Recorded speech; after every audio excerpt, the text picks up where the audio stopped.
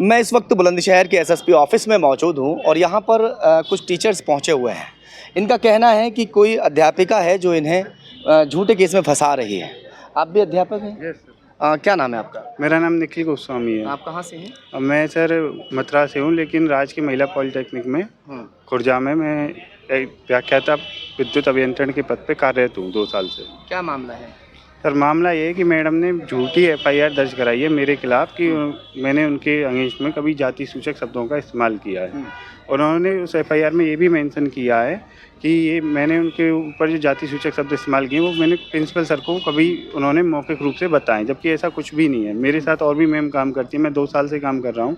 ऐसा आप ही को क्यों निशाना बना रही हैं? क्या आपसे दुश्मनी है? सर निशाना बनाने की वजह ये है कि वो संस्थाओं में क्लासेस नहीं लेते हैं, प्रॉपर जो भी काम उन्हें दिया जाता है वो नहीं करते हैं और लेक्चरों को, संस्था के लेक्चरों को गायब कर देते हैं। उनके ऊपर पहले से कार्रवाई हो चुकी है। कार्रवाई किसने करवाई? कार्रवाई प्रिंसिपल सर ने की है उनके ऊपर। वजह आप तो नहीं थे जिस वजह से आपको निशाना बना रही है? सर मैं क्लासों की मॉनिटरिंग कर रहा था, तो शैक्षिक प्रभारी के तौर पे, तो जिसकी वजह से उन्होंने मुझे निशाना बनाते हुए अपने। क्या नाम है उनका? उनका नाम डॉक्टर पृथ्वा सिंह है। क्या कहा है उन्हें? क्या आरोप लगाया है? उन्होंने सर पहले तो मेरे साथ गाली गलौज करते हुए फिर उन्होंने मेरे हाथ से कागज़ छीनने के बाद फिर उन्होंने मेरे ऊपर महिला उत्पीड़न का आरोप लगाते SC/ST एक्ट लगाते हुए एफआईआर दर्ज कराई है।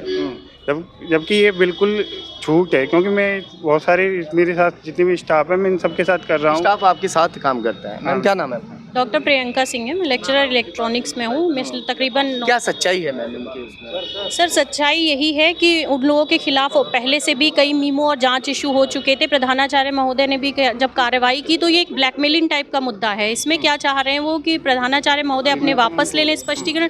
इससे ये लड़का मेरे साथ में पिछले 2 साल से मैं इसके साथ काम कर रही हूँ, कभी भी ना कोई जाति सूचक शब्द यूज़ करता है, ना कभी महिला उत्पीड़न, और ये तो हम सोच भी नहीं सकते। मैं खुद एक अनुसूचित जाति से हूँ और मेरे साथ में और भी यहाँ स्टाफ है। एक बात बताइए, इनका कोई इनसे झगड़ा नहीं हुआ, इन्होंने कोई कार्रवाई नहीं करवाई उसके ऊपर, उसके बावजूद इनके ऊपर ही आरोप क्यों लगा रही है? इनके ऊपर या किसी और के ऊपर क्यों नहीं लगाया आरोप? इनका प्रोपेगेंडा ये था, ये वो क्लासेस मॉनिटरिंग करने के लिए जब गए तो उसी दिन इनको एक स्पष्टीकरण मिला था, सेम डे पहले दिन 15 दिन की इनकी सैलरी कटने का। इन्होंने बायोमेट्रिक नहीं की थी जो आदेशित किया गया था। तो ये एक माहौल ढूंढ रहे थे, किसी तरह हम इस माहौल को एग्रेसिव करने की कोशिश करें। तो यहाँ पे ये आए तो इन्होंने ये कहा कि यहाँ पे ये बच्चे कम हैं, कुछ इनका क्लास में झगड़ा हुआ। उसके बाद आके उन्होंने गाली गलौज महिला ने खुद करना पहले मैडम ने शुरू किया और उसके बाद इनको जो है इसमें मैं लगभग 75-100 मीटर की दूरी पे मेरा एक जो स्टूडेंट है उनका ग्रुप है, वहाँ एंटी रैगिंग कमेटी में मैं सदस्य हूँ। तो क्योंकि फर्स्ट ईयर आया हुआ है तो वहाँ पे मैं वो बच्चे ना शोर शराबा सा कर रहे थे, मैं वहाँ डांटने पहुँची थी। तो वहाँ से देखा कि वो धूल धक्कड़ में मैडम जो है आई और बहुत तेज आवाज़ में इन लोगों के संस्था के बाहर जो है लोग इकट्ठे हो गए और पेपर छीन लिया उन्होंने। इस माहौल के बाद में वहाँ से सुनाई नहीं दे रहा था, लेकिन ये जब आके मुझे पूरी बात बताई, और ये हम लोग क्योंकि कंट्रोल रूम में भी काम करते हैं, एग्ज़ाम वगैरह में भी, तो उन लोगों के अगेंस्ट काफ़ी मीमो इशू हो रखे होते हैं। प्रिंसिपल सर खुद हमारे साथ में हैं। प्रिंसिपल सर, ये तो यहाँ तक मामला पहुँच गया, पुलिस तक ये मामला पहुँच गया, वहाँ बैठ के आप सुलझा भी सकते थे। हाँ। क्या नाम है सर आपका? मेरा नाम है डॉक्टर माथुर जी। मैं एक्चुअली ये लोग एक गुटबाजी करते हैं, कुछ 4-5 लोग हमारे संस्था में हैं, वो अपनी कैटेगरी का फ़ायदा उठाना चाहते हैं, तो वो काम करना नहीं चाहते, क्लासेस लेना नहीं चाहते, कोई भी काम बुलाओ तो उसमें बहानेबाजी ये सब चलती है। यदि मैं उनको कोई कागज़ देता हूँ तो वो ब्लैकमेलिंग करना चाहते हैं। अब जब क्लासेस चलेंगी, लड़कियों को, हमारा कॉलेज है और हमको क्लासेस भी चलानी है, हमको एडमिनिस्ट्रेशन भी देखना है, तो हम तो अपनी क्लासेस चलवाएंगे और अच्छी तरह चलवाएंगे।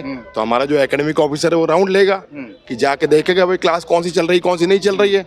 तो वो उनको बेचैनी होने लगी, उनको लगने लगा कि यार ये तो हमारी क्लासेस भी चेक हो रही हैं, ये तो हमारा ये भी देख रहे हैं कि हम क्या काम कर रहे हैं क्या नहीं कर रहे हैं। तो उन्होंने हमारे एकेडमिक ऑफिसर को जबरदस्ती, बाहर ही खड़े हुए थे ये लोग मैदान में, मैं दूसरी बिल्डिंग में राउंड लगा, क्या कहेंगे, झूठे केस में फंसाया जा रहा है? झूठा केस फंसाया जा रहा है। मैं अलग दूसरी बिल्डिंग में था, मुझे फोन मिलाया ही नहीं, पहले पुलिस को मिला दिया फोन। मुझे यदि फोन मिलाया होता तो मैं आपसी सॉर्ट आउट कर देता, उनको एक लेटर और दे देता या इनको भी लेटर दे देता, मैं कुछ भी कर देता। लेकिन इन्होंने पहले 112 नंबर पे कॉल करके पहले पुलिस बुला ली, फिर मुझे सूचित करना चाहा कि वो प्रिंसिपल साहब, जब तक तो मैं वैसे ही आ गया था वहाँ पे।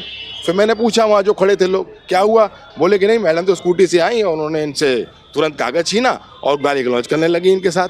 क्या कहेंगे सर, जिस तरह का ये झगड़ा है ये आपस में बैठ के निपट जाता तो ज़्यादा अच्छा था, अब यहाँ तक पहुँच गया। नहीं नहीं, दोनों संस्थाओं के सभी स्टाफ ने बैठ के सुलझाने की कोशिश की है सभी लोगों ने, लेकिन वो उनका गुट है, उनका इंटेंशनली यही है कि हमें करना ही करना है। अच्छा, उनका गुट बना हुआ हाँ, वो मान ही नहीं रहे किसी भी परिस्थितियों में, और बार बार उनको समझाया जा रहा है, हर स्तर से समझाया जा रहा है, लेकिन वो मानने को तैयार नहीं। मानने के लिए तैयार नहीं है। नहीं। अब कप्तान साहब से आप मिले हैं, क्या कहा है कप्तान साहब ने? सर ने कहा है कि इसकी इन्वेस्टिगेशन करते हैं और इन्वेस्टिगेशन में पूरा विवेचना करने के बाद अगर एक मुकदमा झूठा होता है तो इस पर कार्रवाई की जाएगी। चलिए खैर, देखते हैं कि अध्यापकों का जो झगड़ा है कहाँ तक आगे जाता है या फिर आपस में निपटाते हैं।